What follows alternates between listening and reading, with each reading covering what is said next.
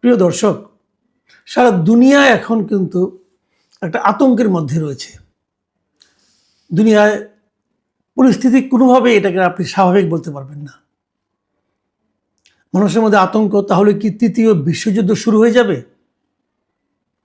মানে হঠাৎ করেই যুক্তরাষ্ট্র এবং ইসরায়েল এই দুটো দেশ মিলে পরিকল্পনা করে যেভাবে ইরানের উপর অতর্কিত আক্রমণ তারা শুরু করেছে, এই পরিস্থিতি কিন্তু সারা দুনিয়াকে প্রভাবিত করা অলরেডি শুরু করে দিয়েছে।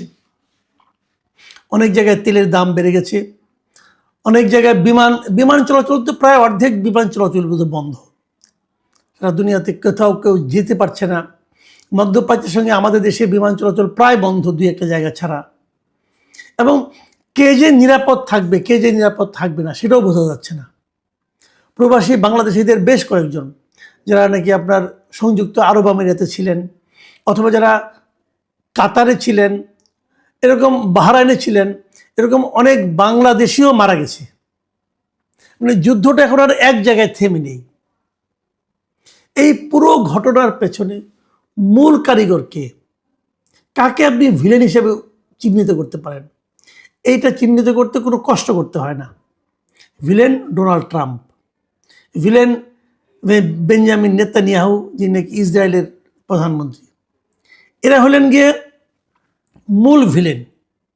এরাই এই যুদ্ধটা শুরু করেছে, এবং সেই যুদ্ধটা এখানে শুরু করা না, এবং এই যুদ্ধের মাধ্যমে তারা এরই মধ্যে অতর্কিত যে আক্রমণটা করা হয়েছে গত 28 ফেব্রুয়ারি, সেই ঘটনায় কিন্তু অলরেডি মানে ইরানের যিনি ধর্মীয় নেতা আয়াতুল্লাহ আলী খামেনি, তিনি কিন্তু নিহত হয়েছেন।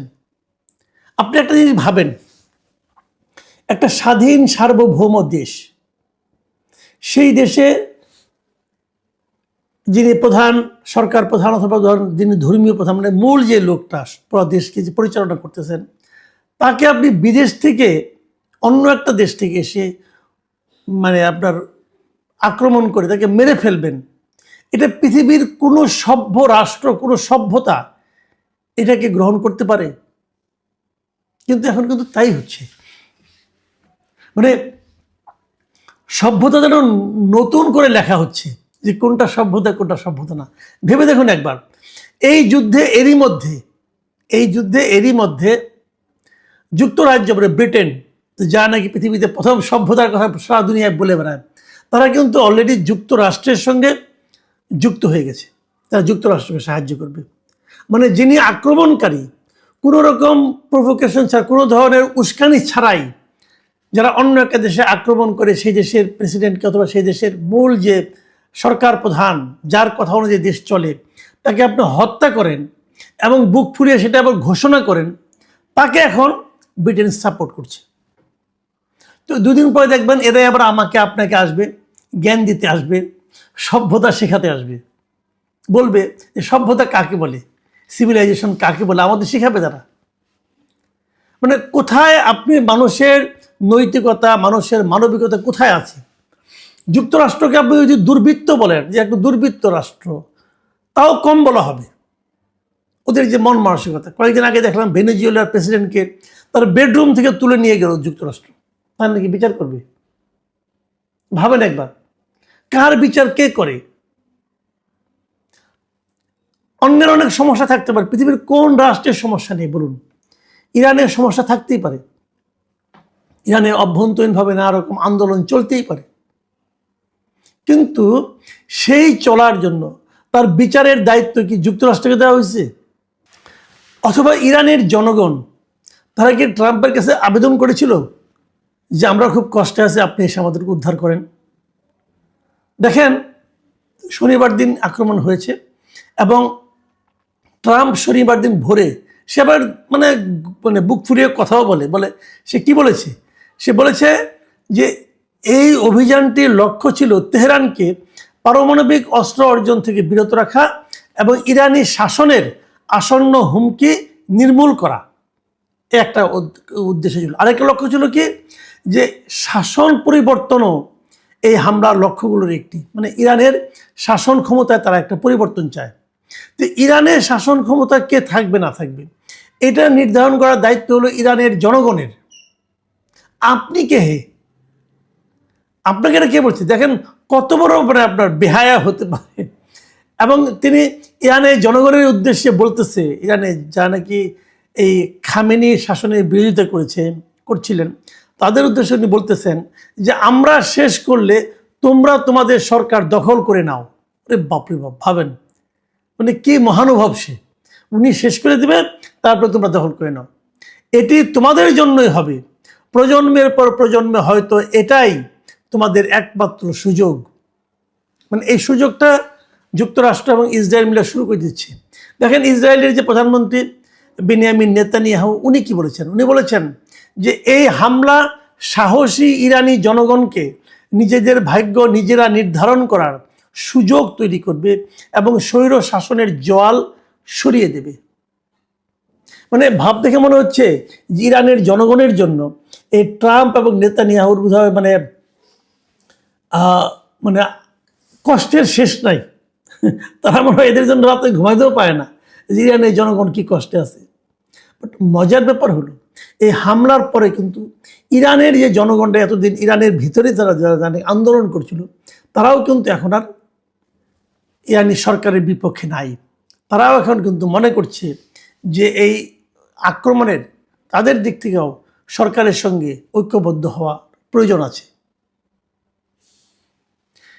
কতগুলি প্রভাব কিন্তু এর মধ্যে দেখা যাচ্ছে, যার মাধ্যমে আমরাও হয়তো ক্ষতিগ্রস্ত হব। তার আগে আমি আরেকটু কথা বলে নিই, সেটা হলো এই যে আমেরিকা ইরানকে আক্রমণ করলো, সেটা আইনগত কিছু আইন তো দুনিয়াতে আছে না, যেমন জাতিসংঘের কিছু আইন আছে। এটা কি ট্রাম্প অথবা ইসরায়েল কি এভাবে আক্রমণ করতে পারে?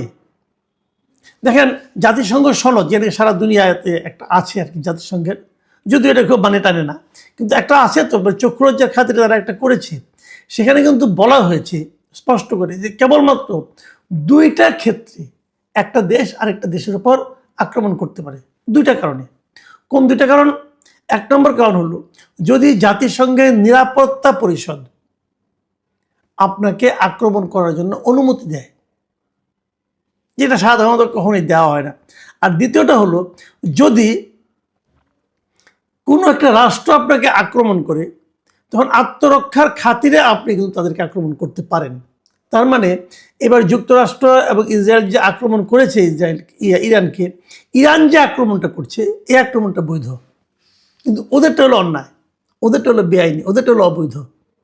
কারণ ইরান আত্মরক্ষার জন্য আন্দোলন করছে এবং ওরা যে আক্রমণ করেছে এটা তারা তো নিজেরা বুক ফুলিয়ে বলছে অমুককে মেরে ফেলেছে, তমুককে মেরে ফেলেছে, কাজেই ওইটা হলো অবৈধ। আর ইরান যেটা করছে এখন এটা হলো বৈধ। কিন্তু এর রেজাল্টটা কি হবে শেষ পর্যন্ত, এটা হলো মূল কথা। এর রেজাল্ট খারাপ হবে সবার জন্যই। যেমন ধরেন সারা দুনিয়াতে যে তেল যেটা আসে, তেলের সরবরাহ আসে, হরমুজ প্রণালী নামে একটা প্রণালী, মানে একটা সমুদ্রের একটা চিকন একটা শর্টকাট রাস্তা যেটাকে আমরা বলি, সে একটা শর্টকাট রাস্তা আছে, যে রাস্তা দিয়ে আসলে পরে মানে তাদের কয়েকদিন প্রায় মানে আপনার মানে পথটা অনেক ছোট হয়ে যায়। ছোট হয়ে গেলে পরে জাহাজের মানে খরচ কমে যায় এবং তেল নিয়ে আসলে পরে অনেক খরচটা কমে যায়। এমন যে ধরে না, পেট উদাহরণ দিয়ে বলি, এখন যেমন তেলের ব্যারেল আছে $80 ধরা যাক, যদি হরমুজ প্রণালীকে অ্যাভয়েড করে যদি ঘুরপথে আসে তাহলে সেটার দাম বেড়ে হয়ে যাবে প্রায় $120 $130 মতো। তার মানে 50% দাম বেড়ে যাবে। কিন্তু এই হরমুজ প্রণালীটা ইরানের মানে সমুদ্র সীমার মধ্যে পড়েছে এবং ইরান সেটাকে অলরেডি ক্লোজ করে দিয়েছে এই যুদ্ধ শুরু হওয়ার পর। এখন বন্ধ করে দেওয়ার কারণে কি হচ্ছে, তেলের দামের উপর প্রভাব পড়বে, তেল সরবরাহে বিঘ্ন ঘটবে। সারা দুনিয়ায় যে তেলগুলো আসে সেগুলো আমাদের দেশেও আমরাও সেই ঝামেলা পড়ব। ইরান কিন্তু এরই মধ্যে তাদের পাল্টা আক্রমণ চালু রেখেছে। ইরানের কাছ থেকে যারা তেল নেয় তারাও যে ইরানকে খুব একটা প্রকাশ্যে সহায়তা করছে তাও না। যেমন চীন তেল নেয়, ভারত নেয়, এরা খুব একটা সাহায্য করছে বলে মনে হচ্ছে না এখন পর্যন্ত। কিন্তু আগামী দিনগুলিতে কি হবে? কিন্তু ইরানের স্ট্র্যাটেজিটা, ইরান যে পাল্টা আক্রমণ করছে, ইরানের স্ট্র্যাটেজিটা বড় পিকুলিয়ার, মানে একটু নতুন ধরনের আক্রমণ তারা করছে। তারা বলছে আমেরিকা তো অনেক দূরে, কিন্তু আমেরিকার যে ঘাঁটিগুলো তার আশপাশের দেশে আছে, যেমন ইউএই সংযুক্ত আরব আমিরাত অথবা বাহরাইন অথবা কাতার যে দেশগুলোতে আছে, ওমান, তারা কিন্তু এই সমস্ত দেশে যে ঘাঁটিগুলো আছে, বেসগুলো আছে আমেরিকার, তারা সেগুলোতে অ্যাটাক করেছে। এবং ভেরি ইন্টারেস্টিং, এই দেশগুলো কিন্তু আসলে যদিও তারা মুসলিম দেশ, তারা কিন্তু ইরানের সঙ্গে যে খুব একটা সম্পর্কিত, ইরানকে যে খুব হেল্প করে কখনো এর আগের বিরোধগুলোতে, তা নয়। তারা বরং আমেরিকার পক্ষে। মানে মুসলিম বিশ্বের অনৈক্যকে কেন্দ্র করে, অনৈক্যকে পুঁজি করে যা যা করা দরকার ইসরায়েল এবং আমেরিকা এখন তাই করছে। এখন এই যুদ্ধ কয়দিন চলবে? এই যুদ্ধে কি ইরানের শাসন, বর্তমানে যে শাসন ক্ষমতা, ইসলামিক যে এইগুলো আছে, মানে শাসন ব্যবস্থা, এটি কি চেঞ্জ হয়ে যাবে? আমার কিন্তু তো মনে হয় না। কারণ তাদের সর্বোচ্চ নেতার মৃত্যুর পরেও তারা কিন্তু মানে ভেঙে পড়েনি, তাদের শাসন ব্যবস্থায় কোনো ধরনের চিট ধরেছে বলে মনে হয় না। বরঞ্চ তারা নতুন নেতা নির্বাচন করে ফেলবে খুব শিগগিরই। তার হাতে বললে আরও কী হবে কে জানে।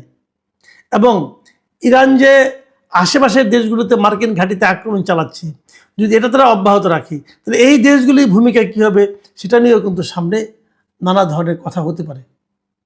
মাঝখানে একটা ভিডিও দেখলাম যে ইউএইর যে বুর্জ আল খলিফা আছে, যে তার পাশেই কিন্তু একটা ঘাঁটি ছিল আমেরিকান, ওই ঘাঁটিতে তারা আঘাত করছে। একটু এদিক সেদিক হলে কিন্তু সেটা বুর্জ আল খলিফাতেও যা লাগতে পারে। এই যে 5 স্টার হোটেলগুলো ধ্বংস করে দেওয়া হচ্ছে, এখন তো মানুষের মধ্যে একটা আতঙ্ক তৈরি হয়েছে। কিন্তু শেষ পর্যন্ত কোথায় যে দাঁড়াবে, ইরান কতদিন টিকতে পারবে, অথবা ইরান যদি খুব বেশি একটা চাপের মুখে পড়ে তাহলে তারা পাল্টা হামলাতে আর কোথায় কোথায় হামলা করতে পারে, এসব নিয়ে আলোচনা হচ্ছে। এরই মধ্যে ইরানের ইরানের যে রেভলিউশনারি গার্ড যেটা আছে, তারা দাবি করেছে আজকে যে তারা নাকি ইসরায়েলের প্রধানমন্ত্রী আছে বেনিয়ামিন নেতানিয়াহুর কার্যালয় ও ইসরায়েলি বিমান বাহিনীর প্রধানের সদর দপ্তর লক্ষ্য করে তারা হামলা চালিয়েছে, এটা তারা জানিয়েছে। এবং এই হামলা তারা খাইবার ক্ষেপণাস্ত্র ব্যবহার করছে বলে তারা জানিয়েছে। এবং এরপরে বেশ কিছুক্ষণ ধরে আমরা জেনেছি যে মোটামুটি ধরেন গত 10-12 ঘন্টা ধরে কিন্তু আমরা নেতানিয়াহুকে প্রকাশ্যে দেখছি না। তার মানে ওনার কোনো ক্ষতি হলো কিনা, অসুস্থ হলে উনি মানে আহত হলেন কিনা, অথবা মারাও গেলেন কিনা কে জানে। কাজেই এই যুদ্ধ কোনো সমাধান কোন পর্যন্ত কার দিবে আমি জানি না। তবে আমার কাছে মনে হয় ইরানকে যতটা দুর্বল ভেবে যুক্তরাষ্ট্র এবং ইসরায়েল আক্রমণ শানিয়েছিল, ইরান সম্ভবত ততটা দুর্বল নয়, সেটা তারা এরই মধ্যে প্রমাণ দিয়ে দিয়েছে। এবং এই জন্যই হয়তো তারা তাদের মিত্র দেশগুলি, আমেরিকা বিশেষ করে তাদের মিত্র দেশগুলির কাছ থেকে সাহায্য চাচ্ছে। যে ডাকে সাড়া দিয়ে এরই মধ্যে যুক্তরাজ্য, তারা যুক্তরাষ্ট্রের সঙ্গে সামরিক সাহায্য তাদের করবে, এরকম তারা ঘোষণাও দিতে হয়েছে তাদেরকে। তার মানে যতটা সহজে ভেবেছিল ঘটনাগুলি ঘটাতে পারবে যুক্তরাষ্ট্র, ততটা সহজে সম্ভবত হচ্ছে না। ইরানের দিক থেকে যে পাল্টা আঘাত করা হচ্ছে, সেই আঘাতগুলি হয়তো তাদের জন্য অপ্রত্যাশিতই ছিল। মানে ভেনেজুয়েলা টাইপের দেশ ইরান নয় আসলে। প্রিয় দর্শক, সামনের দিনগুলিতে আমাদেরকে অপেক্ষা করতে হবে কি ঘটে সেই যুদ্ধে এবং কি পরিণতি আমাদের জন্য আসে সেগুলো দেখার জন্য। আপনারা ভালো থাকবেন। এখন